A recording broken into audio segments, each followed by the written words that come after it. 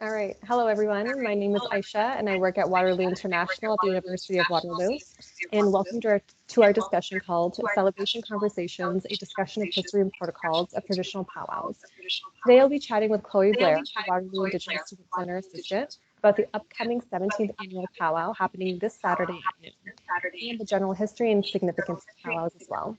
So just to give you a brief blurb on Chloe's background, her academic background is in art history and visual culture, and she identifies as an Algonquin Euro-Canadian. She has had a significant role in planning, coordinating, and executing this year's powwow and has been with WISC for many, many years. Thank you, Chloe, for being here today to chat about this. Thanks for having me. All right, let's get right into it. So, Chloe, let's begin with some background on powwows. For the viewers tuning in at home, and particularly for those who are interested in learning more about powwows, I'll begin by asking, what is a powwow and where does this word originate from? Okay, so a powwow is a celebration, first and foremost. It's a gathering, it's an opportunity for many different Indigenous nations to come together, to celebrate, to sing, dance, drum, celebrate our traditional cultures, share feast, share craft, storytelling, all of these sorts of things. So powwow is it's a very fun time for us. It's a time of celebration. It's a time of coming together. Originally, or the story as I've been told it is the word is actually a misappropriated Algonquin word, and the original meaning was of a sort of medicine man or spiritual healer, a gathering of spiritual healers. This is just how I've been told it. There's probably many different versions of this story. And settlers, hearing this word, understood it to mean a celebration, like a gathering, a celebration. So they started referring to them as powwows, and then it kind of picked up from there. So that's actually not a totally uncommon story. There's a lot of different aspects of our culture that have been kind of misappropriated and then taken up to mean certain things, and then we see them today in the mainstream. So ultimately, a powwow is a celebration, a coming together of cultures. Perfect, thank you. And just to kind of branch off of that question as well, I know you delved a little bit about the significance. Can you just expand on what exactly is the significance of a powwow? I mean, it can mean a whole bunch of different things depending on who's coming to the powwow and what you're bringing into that space. So let's say for a university student coming to a powwow who's Indigenous, maybe this is their first powwow. That's actually how I first found the Waterloo Indigenous Student Centre. My first introduction was through powwow. And because it is that gathering of people, it's a great opportunity for education and for reconnecting and what have you. In terms of like the historical significance of powwow, I think it's important to talk about the fact that historically there were bans on gathering, large groups of Indigenous people gathering to celebrate, to feast, to sing and dance. All of these things were illegal, and you can face serious fines and penalties for that. So the fact that we're able to come together in this way now to celebrate our culture is deeply significant to us. And it's also, I mean, it's significant in terms of visibility, especially for urban Indigenous folks who maybe don't feel like they have a place to be Indigenous in the city or to be around other Indigenous folks. Maybe they're separated from family, separated from community. There's so many of us in that situation.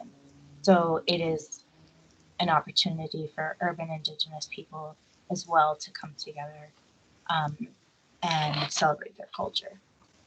Perfect, thank you. Thank you for that answer. So with regards to WISC itself, so WISC is now, as we know, entering its 17 years of coordinating, executing, planning the annual powwow, which happens every year, of course. Can you tell us about how the powwows came to be at the University of Waterloo? I mean, the creation story of Waterloo Powwows, you'd have to talk about Jean Becker and her work in the early days of what was called Aboriginal services at the University of Waterloo. The powwow has kind of evolved since then. It's grown, it's changed. Different folks on campus throughout the years have helped host it.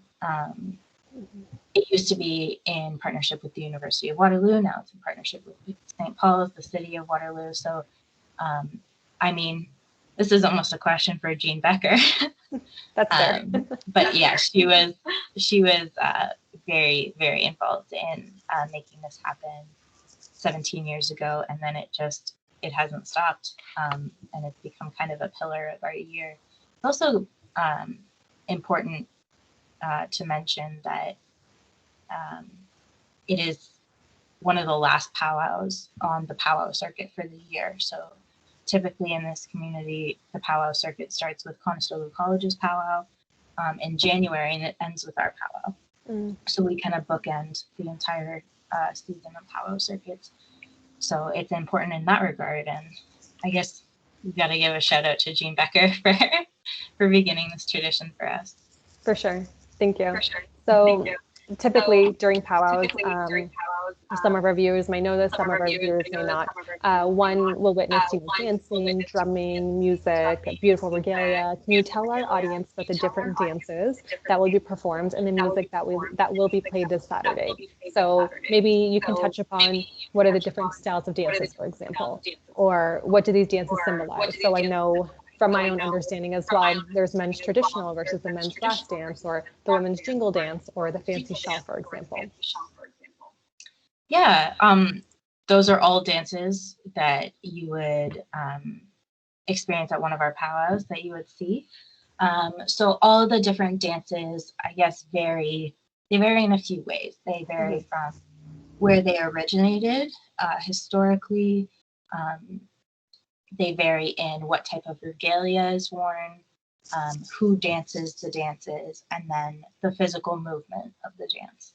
So, for instance, a woman's fancy shawl dance is kind of how it sounds. A long shawl is worn with ribbons. I've heard it told that they symbolize butterfly wings, versus women's jingle, which would the regalia worn is a long dress with individual jingles sewn onto the dress. And that dance was originally a healing dance.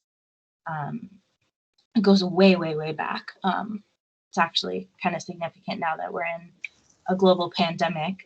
The jingle dress dance is one that a lot of women in the Indigenous community have been using that sort of healing dance in our communities. Kind of same goes for men's traditional versus men's fancy. There's also, the tiny tots dancing, where the little guys get out there and maybe they'll jingle or maybe they'll fancy shell. So cute. I've seen it in person. It's beautiful. Yeah. I love it. I know. It literally doesn't get cuter than that. But yeah, so it also depends on, I mentioned the nation where it originates from. So, you might encounter a Haudenosaunee smoke dance, for instance. So that's something. Or you could encounter, what we do a lot is intertribal dances. So those are huge group dances that people from all different nations, all different styles of dance kind of come together. In terms of the music, we have a big drum. And the big drum is the drum that sits on the ground, and then the drummers are around it, and they all sort of hit the same drum at the same time. And it's that big kind of sort of thunderous sound. So that's the big drum. And that's the drum used most often at powwow. There's also the hand drum. So we might do like a hand drum circle. And that's a drum you hold in your hand. obviously, and everybody has their own individual drum. So there might be some of that as well. But typically the songs that folks do their traditional dances to is the big drum. Beautiful. And so we've touched upon now music and dance. So what about the food that's typically served at powwows? Let's talk about some food. Yes. All right. So powwows, you get all kinds of food, but the kind of staples, the things that keep people coming back year after year are Indian tacos, as they're commonly called, or native tacos. And it's literally everything you put on a taco, but on fry bread. And fry bread or bannock is basically,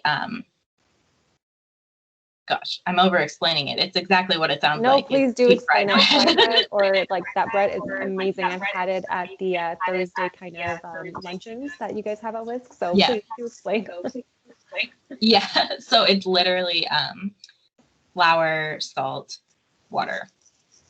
That's basically it. And it's like the bare bones ingredients of, you know, when settlers first came to Turtle Island, you know, bringing us these ingredients, and all sorts of trade happened. And then all of a sudden we're like, well, what the heck do you do with, you know, flour, salt, all these kinds of things? And we're like, we're going to make the best bread in the history of bread. Which is the best bread, I must say. Yes, it is delicious. Oh, yeah. A lot of vegetarians have remarked that it's the closest they have to like fried chicken. Really? Like a fried chicken. That's amazing. I love that. Yeah. Right? So the tacos, strawberry juice is a staple. It's a favorite powwow snack. And strawberries are very important to us. They're known as the heartberry. They're very sacred medicine for us. So strawberry juice and native tacos they're what I look forward to the most. There you go. You can also have like buffalo burgers, all kinds of stuff. Perfect. And so let's delve a little bit into more about the powwow. So we kind of touched base about the music, the dance, the food. So we know that there are two main types of powwows, typically the competitive and the traditional powwow. Can you tell us a little bit more about these two types of powwows for those who might not be aware of what these differences are? Yeah, for sure. So competitive powwow is competitive in the sense that dancers will wear a number and compete in their traditional dances. There's also often a like prize money to be won, and competitive powwows, like dancers will travel on powwow circuits to competitive powwows being held throughout the year. And so there's a huge community of competitive powwow dances and stuff like that. So we don't hold competition powwow, we do traditional powwow. So it's, I mean, they're similar in a lot of senses. It's just that traditional powwow is absent of that competition. It's more of a gathering of community. It's less focused on the competition, and the dancing that happens is for honor songs. It's for showcase dancing, just to give dancers the opportunity to dance at powwow, you know. So it's more traditional in the sense that, you know, there's no like prize money or competition or what have you. Perfect. And so what are the general do's and don'ts for non-Indigenous peoples attending a powwow for the first time? Because I know some of our viewers might be non-Indigenous and they might be interested in attending a powwow. You know, hopefully once this pandemic is over, we can do it in meeting, in person, you know, events. So what are the do's and don'ts really? Yeah, that's a great question. So powwows, I mean, it can be kind of intimidating to go to your first powwow to not know the protocols. So I'd say the big one, well, first just come into the space, you know, respectfully wanting to learn. And I'd say the big one that sticks out is don't take pictures unless you're told that you can by the MC. There will always be an MC there that will tell you when is appropriate to take pictures and when's not. there are ceremonial sacred aspects to a powwow, honor songs, veteran songs, all kinds of things like that. So we do ask that folks visiting our powwows only take pictures when the MC says it's okay. Typically that's, after grand entry. Grand entry is when all of the dancers, flag carriers, veterans process into the arena. So that's a really big one. And I think it just speaks to a level of respect you have coming into that space. Mm-hmm. I've seen folks at powwow, like, I'm sure totally well-meaning, but just, go up to somebody and take their picture, somebody wearing regalia. And it's like, it's not a costume. It's a sacred regalia. And, we're not props there. No, it's absolutely. not like going to Disneyland and taking a picture with Goofy, but that's kind of how some people treat it. Mm-hmm. I've seen last year at powwow, I saw, a woman go up to a little kid in regalia and take their picture. And I just thought, that's not what this is. This is totally a place to learn, to ask questions. There will always be an information booth. That's a really good place if you're curious about something to ask questions, but not to sort of exploit that opportunity for photos, because while we are totally happy to educate, to answer questions, to share powwow, it is about everybody coming together. It also is about our community and our families and, our friends that we haven't seen. It really is a community event for us. So I think, no pictures, unless told otherwise. Don't bring your dogs into the arena. That's a powwow rule. There you go. There's one. Actually. There's one. No animals in the arena.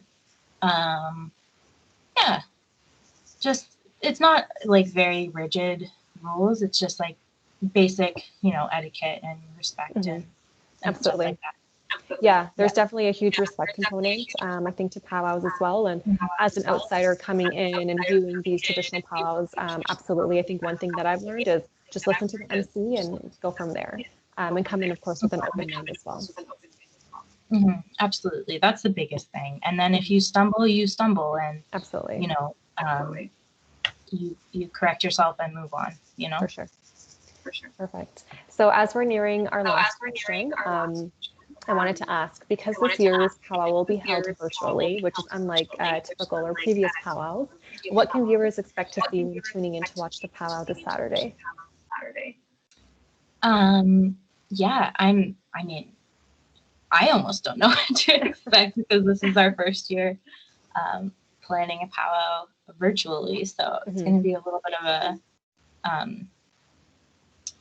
it's improvisation, I guess. But so we've been, Sean Johnston and I, the powwow coordinator, have been working hard to bring all these dances that we've discussed, the big drum. We will have some elements of ceremony. So the day will kind of progress from grand entry, which is what you would see at a normal powwow in person, to individuals in their homes or their backyards dancing. So representing kind of main categories of dance. So traditional, fancy, I think we have a hoop dancer. That's one I didn't talk about. Let's talk about it. Everybody Google hoop dance. It's really cool. So we'll have dancers. There will be a few workshops. We will have an elder, Isaac Day, who is very active member of our community. He comes to almost all of our powwows and performs sunrise ceremony for us. He'll be talking a little bit. It'll be a little bit more educational,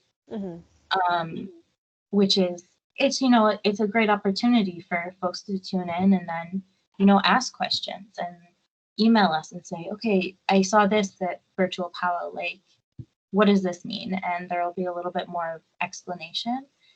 At this powwow, one fun thing we're doing is we're actually having a local Indigenous artist paint a mural during the powwow. So we'll be checking with her throughout the day to see how that progress is going. It'll be fun for sure, and I think it's a really good opportunity to kind of ask questions, to attend a powwow from the comfort of your own home, and from that, like, having that comfort and security, so that maybe you feel a little bit more open to ask questions. Wow, sounds like a fun-filled day, and I'm definitely like excited to tune in and see what happens live. It should be, yeah, it'll be an adventure for sure. Absolutely. All right, so that's the end of my questions. That's all I have for today. Is there anything else that you would like to add before we sign off? I guess just to remind folks that our powwow is this Saturday, September 26th. It'll be live streaming from noon till 3. And you can visit the St. Paul's website for more details and to register for the link. Perfect. Amazing. Well, this concludes our powwow discussion. Thank you once again, Chloe, for answering these questions for our audience, and a huge thank you to Wits for coordinating and planning this event as well, and to, of course, Sean Johnson. So again, just to reiterate what Chloe said, be sure to tune in on Saturday, and if you have any more questions or any inquiries, just email whisk@uwaterloo.ca. Thank you so much. Perfect. Bye, Chloe. Speak to you soon. Bye. Bye.